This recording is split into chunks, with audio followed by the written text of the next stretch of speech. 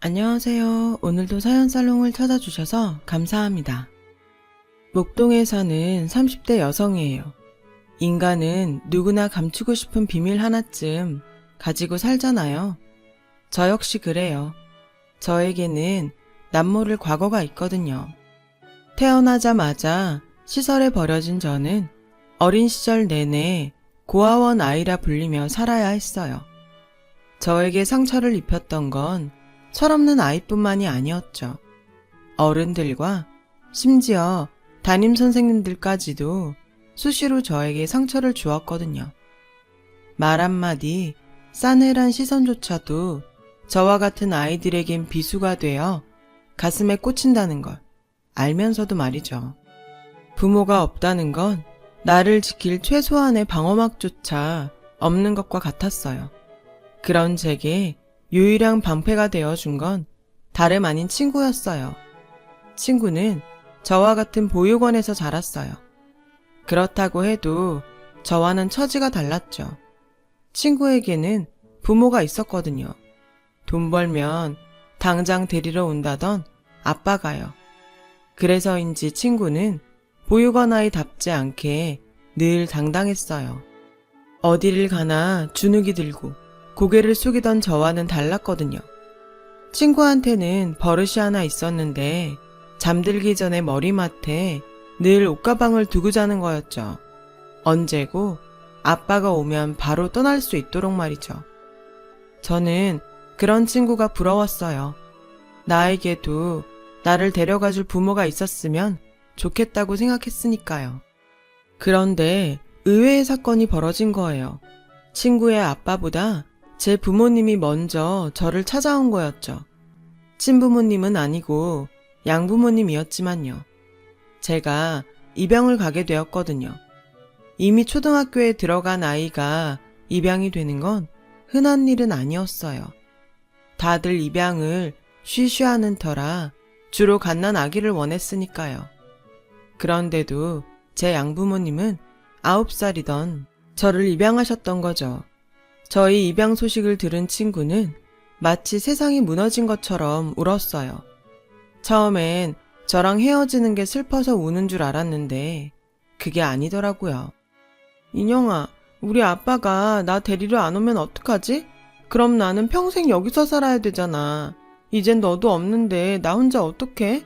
나 너무 무서워. 제가 동네 아이들한테 고아원 아이라고 놀림을 당하면 늘 달려와서 저 대신 아이들과 싸워주고 했던 씩씩한 친구는 사실은 저와 똑같은 걱정을 하며 살았던 9살 소녀였던 거예요.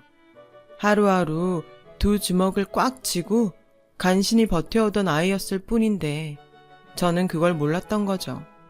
하긴 고작 9살짜리 어린 아이가 강하면 얼마나 강하겠어요. 그날 처음으로 제가 친구를 안아주었어요. 친구는 한참을 제게 안겨 울다가 그러더군요. 거기 가서도 나 잊으면 안 돼? 내 이름 절대 잊으면 안 돼. 알았지? 친구의 이름은 김순영이었어요. 저는 절대로 잊지 않겠다고 약속했지만 솔직히 자신은 없었어요. 내심 이곳을 나가면 내가 시설에서 살았던 아이라는 걸 아무도 모르게 지워버리고 싶었으니까요. 하지만 도저히 친구 앞에서 그 말을 할 수 없었어요. 내가 너를 잊을 거라는 말을요. 그건 너무 잔인한 짓이니까요. 원장님은 저를 따로 원장실로 불러 몇 번이나 당부하셨어요. 파양 당하지 않게 잘해야 돼. 너도 알지? 내 또래 아이들은 입양되는 게 쉽지 않다는 거. 저도 잘 알고 있었어요. 보육원에서 9년을 살면서 초등학생 언니 오빠들은 퇴소를 할 나이까지 쭉 이곳에서 살았던 걸 봐왔으니까요. 저는 그렇게 되고 싶지 않았거든요. 저를 입양한 양부모님은 두 분 모두 교사였어요. 아빠는 고등학교 수학 선생님이었고 엄마는 초등학교 선생님이었죠. 두 분은 아이를 가질 수 없어서 저를 입양하게 되었다고 했어요. 양부모님께는 미안한 얘기지만 저는 속으로 다행이라고 생각했죠. 만약 양부모님한테 자식이 있었다면 제가 입양될 일은 없었을 테니까요. 양부모님은 부자는 아니었지만 안정적인 직업 덕분에 저는 부족함 없는 지원을 받으며 자랄 수 있었어요. 그토록 꿈꾸던 평범한 삶을 살 수 있게 된 거죠. 입양이 되면서 많은 게 변했어요. 일단 성이 바뀌었죠. 김인영에서 강인영으로요. 단지 성만 바뀌었을 뿐인데도 제 인생은 많은 게 달라졌어요. 난생 처음 제 방을 갖게 되었고 책장 가득 동화책이 있었고 제 옷장도 생겼죠. 옷장에는 제 옷들로 가득 차 있었어요. 보고도 믿기 힘들 정도로 가득이요. 평범한 가정의 아이가 된다는 건 이런 거구나 생각했죠. 바뀐 건 그것뿐만이 아니었어요. 입양이 되고 처음 맞은 어린이날에는 선물도 받고 놀이동산에도 갔거든요. 내 옆에 든든한 부모님이 계시니까 더 이상 그 누구도 저를 불쌍한 고아원 아이로 보지 않았어요. 부모님이 옆에 계시니 사람들 앞에서 주눅들 이유도 없었고요. 그래서 저는 이 행복을 깨지 않기 위해 철저히 과거를 숨기고 살기로 했어요. 친한 친구들조차도 제가 입양하라는 사실을 모를 정도로 꼭꼭 숨겼죠. 하루는 아빠가 그러시더라고요. 사람에게는 누구나 감추고 싶은 비밀이 있어. 네가 입양된 사실을 숨기고 싶다면 엄마랑 아빠도 그렇게 해줄게. 저는 말없이 고개를 끄덕였어요. 그리고 그날부터 제가 입양된 사실을 아는 모든 사람들은 입을 다물어 주었죠. 양가 할머니, 할아버지와 이모, 고모, 삼촌들까지 모두요. 그렇게 저는 새롭게 태어났어요. 새로 전학 간 학교에서는 친구도 사귈 수 있었어요. 부모님은 뭐 하시냐는 친구 부모님의 물음에 두 분 다 학교 선생님이라고 당당히 말할 수도 있었죠. 그 말에 저를 보는 친구 부모님의 표정이 한층 부드러워지더군요. 그 순간 쾌감 같은 걸 느꼈어요. 고아에서 하루아침에 저 높은 곳으로 신분이 상승된 것 같았거든요. 그러면서도 한편으로는 세상이 참 간사하다는 생각도 했어요. 고아원에 살 때나 양부모님 집에 살 때나 나는 똑같은 나일 뿐인데 배경에 따라 다른 취급을 당했으니까요. 이래서 부모 없는 자식이 세상에서 가장 불쌍하다고 하는구나 했죠.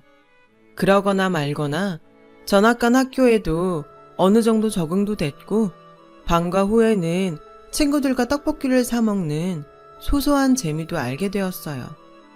친구들처럼 피아노 학원도 다니고 보습 학원도 다니게 되었죠. 친구들은 학원에 다니는 걸 싫어했지만 저는 그 반대였어요. 학원에 다닌다는 건 마치 내가 부모가 있는 아이라는 걸 인증받는 것 같았거든요. 날 위해 기꺼이 돈을 써주는 부모님이 있다는 증거니까요. 그래서 좋았어요. 그렇게 저는 초중고 시절을 보내고 대학에 입학했어요. 양부모님처럼 교사가 되고 싶어서 K대 영어교육학과에 들어갔죠. 소위 말하는 명문대에 입학을 하고 보니 양부모님도 좋아하셨지만 무엇보다 제 입양을 반대했었던 친할머니가 무척 좋아하셨어요. 당신 아들을 닮아 제가 똑똑한 거라며 그제야 저를 손녀딸로 인정하시더군요. 친할머니의 손녀딸이 되기 위해 죽어라 공부한 건 아니었지만 내 힘으로 인정받았다는 사실에 약간의 성취감도 느낄 수 있었어요. 대학을 졸업한 다음 해에 저는 임용고시에 붙어서 교사 임용이 되었어요. 지금의 남편과는 고시생 시절에 노량진 학원가에서 만나 사귄 지 3년 만에 결혼을 하게 되었고요. 물론 남편과 시댁에는 제가 입양하라는 사실은 비밀로 했어요. 어차피 가족 외에는 제 과거를 아는 사람은 없었기 때문에 굳이 말할 필요가 없다고 생각했거든요. 세상에 비밀은 없다는 걸 그때 알았다면 그러지 않았을 텐데 말이에요. 남편은 여고에서 수학 교사로 근무하고 있어요. 아빠랑 전공이 같아서 그런지 장인과 사위가 그렇게 친할 수가 없어요. 시험 문제 출제 기간이 다가오면 서로 정보도 공유하는 것 같더라고요. 그럴 때마다 엄마랑 제가 소외감을 느낄 정도라니까요. 아빠는 딸 덕분에 아들을 얻은 셈이었죠. 남편이 우리 집에서 사랑받는 만큼 저 또한 시댁에서 사랑을 받았어요. 딱 한 사람, 시누이한테만 빼고요. 솔직히 말하면 하필 여우 같은 시누이한테 비밀이 들켜서 시달리며 살고 있죠. 언니, 아무리 그래도 출신을 숨긴 건 좀 그렇다. 하긴 언니가 입양아인 거 알았으면 우리 엄마 성격에 가만히 있었겠어? 당장 그 결혼 파토지. 내가 입만 다물면 언니도 좋고 우리 집도 조용하고 다 윈윈이네. 그래서 말인데 언니, 나 재준 씨랑 4박 5일 괌 여행 가려는데 언니가 엄마 좀 설득해줘요. 할 수 있죠? 이 여우 같은 게 어찌나 사람을 알차게 부려먹는지 그놈의 언니 소리만 들어도 치가 떨릴 지경이에요. 문제는 이 지옥 같은 생활을 앞으로도 수십 년은 더 해야 한다는 거죠. 시부모님이 돌아가시기 전까지는 시누이 입에 제 인생이 달려있으니까요. 차라리 처음부터 밝히고 결혼을 하는 거였는데 제가 바보 같았어요. 그런데 사람이 죽으란 법은 없다더니 의외의 복병이 생겼지 뭐예요. 어릴 때부터 가문의 영광이라 불리며 엘리트 코스 제대로 밟아 검사까지 된 시동생이 뜬금없이 결혼을 하겠다며 여자를 데려왔는데 그 여자가 글쎄 화류계 출신이라지 뭐예요. 시누이 말로는 강남에서 유명한 템프로였다는 소문도 있고 홍대 유명 클럽 마담이라는 소문도 있는 여자였죠. 시어머니는 죽 써서 개줄 일 있냐며 길길이 뛰고 결사 반대였고 아버님은 딱히 반대는 안 하셨지만 그렇다고 찬성도 아닌 상태였죠. 남편과 저 역시 중립인 상태고요. 앞장서서 반대하는 건 단연 시누이였어요. 그 여우 같은 게 그동안 오빠들한테 삥 뜯는 재미로 살았는데 큰 돈줄이던 작은 오빠가 결혼을 한다니 똥줄이 탔겠죠. 거기다 만만찮은 화류계 올케라니 왜 안 그렇겠어요? 저처럼 자기한테 큰 약점을 물린 상황이라면 모를까. 예비시댁에 첫 인사 온 날 시댁 식구들 앞에서 제 입으로 화류계 출신이라고 당당히 밝힐 정도의 사람인데 어디 약점 캐내기가 쉽겠어요? 그러니 시어머니 등에 업고 그렇게 반대를 하는 거죠. 아무튼 예비동서 덕분에 저는 요즘 살맛이 난답니다. 그 여우 같은 시누이가 저를 지 편을 만들려고 그렇게 알랑방구를 뀌지 뭐예요. 언니, 아무리 학교 선생님이라지만 스카프로 봄 분위기 정도는 내도 되잖아요. 이거 어제 엄마랑 백화점 갔다가 올케 언니 생각나서 하나 샀어요. 좀 비싸긴 한데 그래도 우리 올케 언니한테 딱 어울릴 것 같아서 질렀죠 뭐. 참, 내가 그 말 했었나? 언니는 보면 볼수록 사람이 단아해요. 왜 술집 여자처럼 천박하고 드세고 그런 여자들이랑은 천지 차이라니까. 누구처럼 말이지. 그래서 말인데 언니도 그 여자 반대죠? 아주 생전 안 하던 선물 공세까지 해가며 살살 녹이는데 이래서 남편이랑 시동생이 그렇게 시누이한테 지갑을 털려왔구나 싶더라니까요. 하지만 지난 2년간 시누이한테 온팡지게 당해온 저로서 이렇게 쉽게 넘어가 줄 수는 없죠. 이참에 저도 어느 쪽이 나한테 유리한지 계산기 좀 튕겨봐야겠다고 생각했어요. 그래서 예비동서를 만나보기로 했죠. 약속 장소에 나가보니 예비동서는 아직 도착을 안 했더라고요. 나 같으면 손윗동서를 만나는 자리라면 먼저 나와 기다렸을 텐데 예상대로 만만치 않은 사람이다 했어요. 그렇게 20분 정도 지났을까요? 이미 약속 시간도 지났는데 여전히 코빼기도 보이지 않더라고요. 그래서 막 전화를 하려는데 밖에서 시끄러운 소리가 들렸어요. 전면창으로 고개를 빼고 봤더니 글쎄 예비 동서가 주차장에서 덩치 큰 남자랑 싸우고 있지 뭐예요. 달려나가 보니 주차 문제로 다투는 것 같았어요. 남자가 차를 비스듬하게 세워놔서 주차 공간을 2칸이나 차지하고 있었고 마침 주차장이 꽉 차 있어서 마땅히 주차할 곳을 못 찾던 예비 동서가 그 남자 번호로 전화를 걸어 불러냈던 모양이었어요. 용무 중에 불려나온 남자는 오히려 예비 동서한테 큰 소리를 쳤고 그 바람에 빈정이 상한 예비 동서가 맞서서 싸움으로 번진 거였죠. 아저씨가 이 주차장 전세 냈어요? 다들 한 칸씩 사용하는데 왜 혼자만 2칸이나 차지해요? 주차를 못하겠으면 관리인한테 발렛을 맡기든가 아니면 제까닥 차를 빼주던가. 예비 동서는 험악한 표정의 남자 앞에서 목에 핏대까지 세워가며 맞서더라고요. 남자는 당장이라도 한 대 칠 기세였고요. 겁이 난 저는 냉큼 달려들어 예비 동서를 잡아 끌고는 그냥 사과하고 끝내라고 했어요. 그랬더니 예비 동서가 황당하다는 표정으로 제게 그러더라고요. 제가 왜 사과를 해야 돼요? 다들 저 등치만 보고 슬슬 피해주니까 저런 사람들이 더 당당한 거예요. 잘못한 사람이 사과하고 피해 입은 사람이 사과를 받는 게 맞는 거죠. 아저씨, 당장 사과해요. 안 그럼 나 경찰 불러요. 예비 동서의 말에 기분이 묘했어요. 동서 말이 틀린 게 없었으니까요. 그리고 방금 전에 제 행동이 창피해지더군요. 화류계 여자라서 막대 먹었을 거라는 제 편견은 한순간에 사라져버렸고요. 결국 덩치 큰 남자는 차를 빼서 나갔고 예비 동서가 그 자리에 주차를 하면서 상황은 마무리가 됐어요. 식당에 들어와서도 예비 동서는 화가 안 풀리는지 얼음물을 2컵이나 원샷을 하더라고요. 아까는 내가 실수한 것 같아요. 잘못은 상대가 있는데 괜히 끼어들어선. 다 제가 걱정돼서 그런 거잖아요. 저 알아요. 혹시라도 덩치 큰 남자한테 제가 맞기라도 할까봐 그러신 거. 제가 오히려 죄송하죠. 괜히 이런 일에 휘말리게 해드려서요.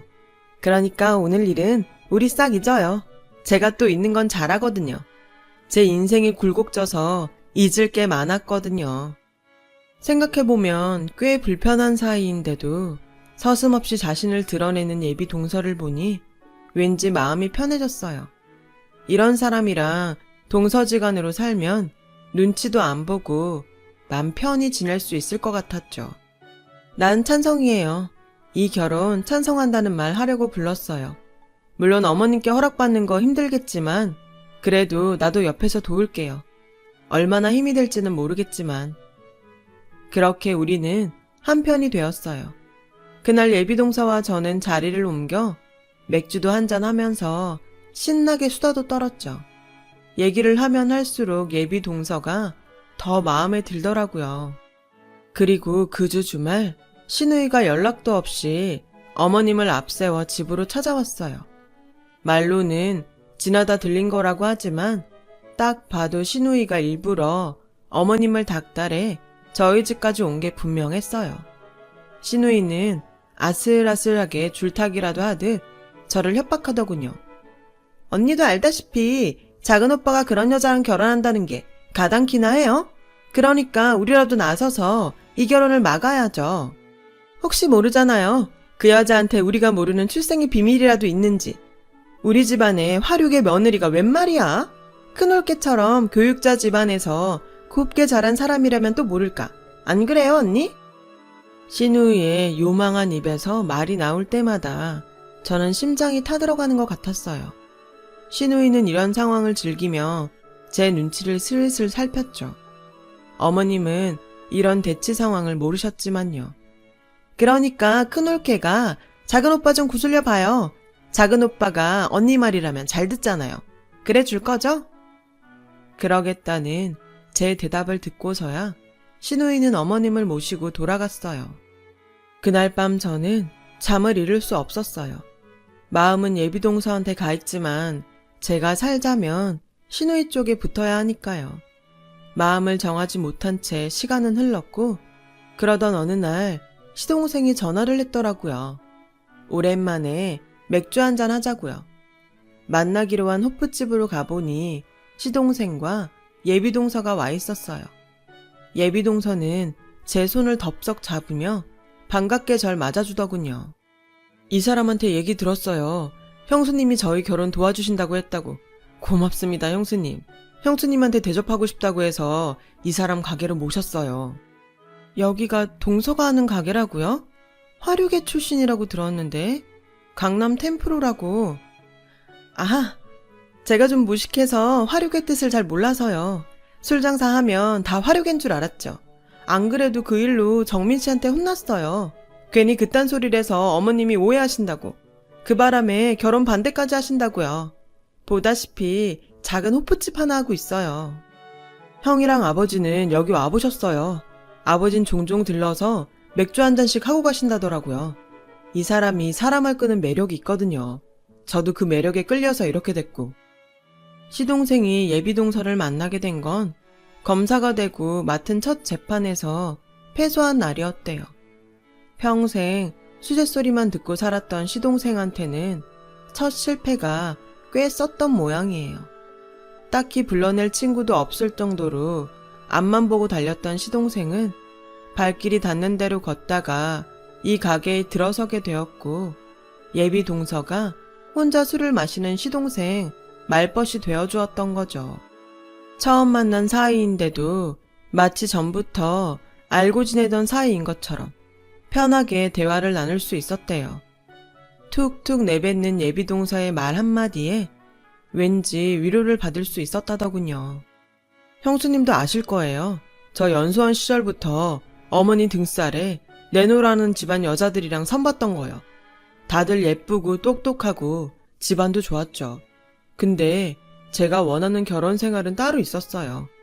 형이랑 형수가 연애하던 시절부터 결혼해서 사는 지금까지 저 다 봤잖아요. 친구처럼 스스럼 없이 다투고 서로 기대면서 살아가는 모습 보면서 나도 저렇게 살고 싶다고 생각했어요. 적어도 집에서만큼은 내 모습 그대로 편하게 살고 싶거든요. 순영이랑은 그렇게 살 자신이 있어요. 전 그동안 참고 감추고 티 안 내고 사는데 익숙했는데 이 사람은 다르거든요. 형수님도 아시겠지만 순영이는 솔직한 사람이잖아요. 사귀기로 한 첫날 저한테 그러더라고요. 자긴 어려서 아빠한테 버림받고 시설에서 자랐다고요. 데리러 온다는 말만 믿고 늘 머리맡에 옷가방을 싸놓고 기다렸는데 시설을 나가는 날까지도 오지 않았대요. 억울한 마음에 만나서 욕이라도 실컷 해주려고 정착급 받은 걸로 흥신소에 맡겨서 찾았대요. 얼마나 잘 사나 보려고 찾아가 봤더니 대장암 말기로 오늘 내일 하고 계셨대요. 아버님은 죽을 날 받아놓고 딸내미 찾는 게 미안해서 연락을 안 하셨던 거고요. 만나고 한 달도 안 돼서 아버님은 돌아가셨고 순영인 다시 혼자가 됐고요. 이 호프집이 아버님이 하시던 가게예요. 시동생이 얘기를 듣고 참을 수가 없었어요. 그동안 잊고 살았던 그 이름이 떠올랐거든요. 내 어린 시절 유일하게 방패가 되어주었던 내 친구 순영이가요. 나도 모르게 눈물이 흘렀어요. 제 모습에 놀랐는지 예비동서는 놀란 얼굴로 무슨 일이 있냐고 묻더군요. 저는 예비동서의 얼굴을 찬찬히 살폈지만 솔직히 어린 시절 순영이의 얼굴은 찾을 수 없었어요.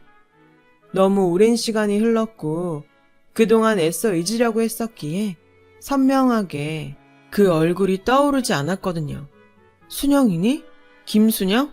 천사보육원에 살던 순영이 맞아? 나야 김인영. 나 기억나? 울먹이는 저를 바라보던 예비동서의 얼굴이 움찔거렸어요. 그러더니 이내 닭똥 같은 눈물을 뚝뚝 흘리며 저를 덥석 안았죠. 그 순간 예비동서와 저는 9살 김인영과 김순영으로 돌아가 한참을 꺽대며 울었어요. 자신을 잊지 말아달라던 순영이도 기어이 잊으려고 노력하던 김인영도 25년이 지난 지금 서로를 알아보지는 못했지만 결국 이렇게 만나게 된 거예요. 그날 이후 우리는 25년 전 우정 그대로 돌아갔어요. 그리고 저는 그동안 제가 감추고 살아온 출생의 비밀을 남편과 시동생한테 털어놓았죠. 꽤 충격을 받을 줄 알았지만 남편과 시동생은 의외로 덤덤하더라고요. 오히려 말 못한 채 마음에 담고 사느라 힘들었겠다고 위로를 해주었어요. 그런 반응이 허탈하면서도 고맙더군요. 문제는 시부모님이었죠. 어떻게 말을 해야 하나 며칠을 고민하는데 시누이가 전화를 했더라고요. 언니, 실망이에요. 언니 요즘 그 여자랑 놀고 다닌다면서요? 어떻게 언니가 나한테 이래? 어떻게 내 뒤통수를 칠 수가 있냐고. 알죠? 내가 입만 뻥끗하면 평탄하게 흘러가던 언니 인생에 똥물 튀는 거. 나 가만 안 있을 거야. 각오해요. 그 순간 결심이 섰어요. 이래 주구나 저래 주구나 마찬가지인데 죽을 때 죽더라도 못된 시누이 손에는 절대 죽지 않겠다고요. 그래서 시댁으로 달려갔어요. 갑작스런 제 방문에 어머님은 무슨 일 있냐고 물으시더군요. 그런 건 아니고 드릴 말씀이 있어서 찾아왔다고 말씀드렸어요. 그리고는 떨어지지 않는 입으로 얘기를 시작했어요. 이제서야 말씀을 드려요. 사실 저는 지금 부모님께 9살 때 입양이 됐어요. 그 전까지는 보육원에서 자랐고요. 온몸에 힘을 주고 또박또박 말씀을 드리는데 어머님이 제 손을 잡으셨어요. 아가, 그 얘기를 하면 괜찮다. 네가 어디서 자랐으면 어떠니? 우린 다 알고 널 며느리로 들였는걸. 상견례 전에 안사돈이 찾아오셨더라. 네가 부모님을 만나 어떻게 자라왔는지. 사진이랑 네가 쓴 편지들을 보여주시며 네가 어떤 아이인지 다 얘기해 주셨어. 사랑받고 자란 아이였더라. 그거면 됐지 않니? 어디서 자랐든 그게 뭐가 중요하니? 네가 이렇게 바르게 자랐다는 게 중요한 거 아니겠어? 그러니까 힘든 얘기 안 해도 된다. 이렇게 널 힘들게 할 줄 알았다면 진작 얘기할 걸 그랬구나. 괜찮다, 아가. 그러니까 울지 말어. 어머님은 제 손을 쓸어주시며 울먹이는 저를 달래주셨어요. 그날 그렇게 비밀을 털어놓고 시댁을 나오는데 시원하면서도 괜히 억울하더라고요. 이럴 줄 알았으면 진작 털어놓는 건데 그 요망한 시누이한테 시달리며 살았다니 억울하고 분하고 화딱지가 났어요. 그러니 어쩌겠어요. 받은 대로 돌려줘야죠. 일단 집으로 돌아가 그동안 시누이한테 뜯긴 용돈에 계좌이체 내역을 뽑았어요. 그리고 시누이의 SNS를 통해 그간 남자들과 여행 다닌 사진들을 캡처했죠. 그 여행에 사용된 항공권 결제 내역도요. 거기엔 남편과 시동생의 도움도 조금 받았어요. 그간 이 여우가 저랑 두 오빠들한테 오지게도 뜯어먹었더군요. 예를 들면 이런 식이었죠. 저를 시켜 부모님께 여행 허락을 받고 제 남편한테 항공권 결제를 맡기고 시동생한테는 여행 가서 쓸 경비를 뜯는 식으로요. 아주 꽁으로 잘도 놀고 다녔더군요. 남편이나 나나 학교 선생 특유의 사소한 꼼꼼함이 이럴 땐 정말 힘이 됐네요.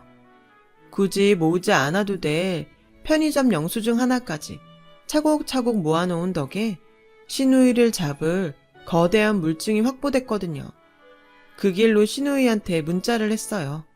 살고 싶으면 당장 튀어오라고요. 문자를 받은 시누이는 당장 전화를 걸어왔어요. 제가 전화를 받지 않자 허겁지겁 달려왔더군요. 씩씩거리며 성질을 내면서요. 언니, 상황 파악이 안 돼요? 언니가 지금 나한테 이럴 게 아니라 무릎 꿇고 싹싹 빌어도 내가 봐줄까 말까라고요. 언니, 이혼녀로 살고 싶어요? 글쎄, 이혼 생각은 안 해봤는데 대신 이런 생각은 해봤어. 애지중지 키워온 딸내미가 알고 보니 상습 협박범에 사생활이 문란한 애였다는 걸 부모가 알게 되면 어떻게 될까? 철철이 남자 바꿔서 해외여행 다니며 호텔에서 남자랑 자고 다니는 너 같은 애 말이야. 꼬리가 길면 밟히는 거 몰랐니? 네가 자랑질하려고 SNS에 올린 해외 호텔이며 리조트 사진들, 그리고 꼼꼼한 네 오빠가 모아둔 항공권 결제 카드 명세서, 그리고 대한민국 검사인 작은 오빠가 건네준 여행경비 이체 확인서, 그리고 내 증언. 이거면 넌 빼박 켄트야. 이걸로도 부족하다면 너랑 내 남친들 출입국 기록까지 다 떼어다 줄 수 있어. 내가 아는 검사 시동생이 그 정도 힘은 있다며 언제든 말하라네? 그러니까 앞으로 나한테도 새로 들어올 작은 올케한테도 까불지 마. 비싼 돈 주고 세팅만 머리카락 깎여서 방구석에 처박히고 싶지 않으면. 알았니? 이 건방진 지지배야. 아차, 혹시나 해서 하는 말인데 혹여라도 내 출생일 비밀 가지고 가족들 앞에서 까불 생각은 마. 이미 그 카드는 내가 자발적으로 다 깠으니까. 그리고 내가 준 네 비밀은 내가 두고두고 하나씩 꺼내 먹을 생각이니까 알아서 잘 처신하고. 그럼 일찍 집에 들어가세요, 아가씨. 기세등등하게 저희 집에 쳐들어왔던 시누이는 죽상이 돼서 돌아갔어요. 그리고 제가 그랬던 것처럼 시누이는 목줄을 쥔 제 뜻에 따라 어머님의 뜻을 바꿔놔야 했어요.